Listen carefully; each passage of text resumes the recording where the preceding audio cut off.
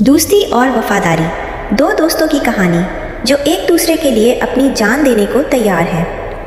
ایک شہر میں دو دوست رہتے تھے، راج اور سلمان۔ وہ بچپن سے ایک دوسرے کے ساتھ تھے اور ان کی دوستی بہت گہری تھی۔ ایک دن راج کو ایک بڑا مسئلہ ہو گیا۔ اس پر ایک ظالم آدمی نے غلط الزام لگایا اور اسے جیل میں ڈال دیا۔ سلمان نے اپنے دوست کو بچانے کے لیے ہر ممکن کوشش کی، لیکن وہ کچھ نہیں کر سکا۔ آخر کار اس نے ایک خطرناک فیصلہ کیا۔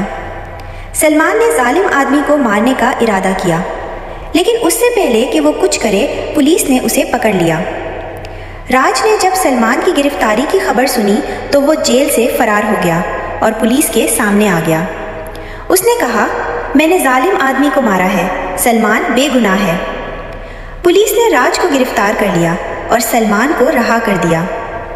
راج نے سلمان سے کہا، میں نے تمہارے لیے اپنی جان دی ہے، تمہاری دوستی کا بدلہ نہیں چکا سکتا۔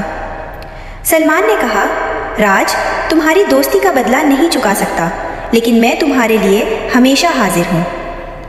یہ کہانی آپ کو دوستی اور وفاداری کے بارے میں سکھاتی ہے۔ اگر آپ مزید ایسی کہانیاں دیکھنا چاہتے ہیں تو سبسکرائب کریں اور اپنی رائے کامنٹس میں ضرور دیں۔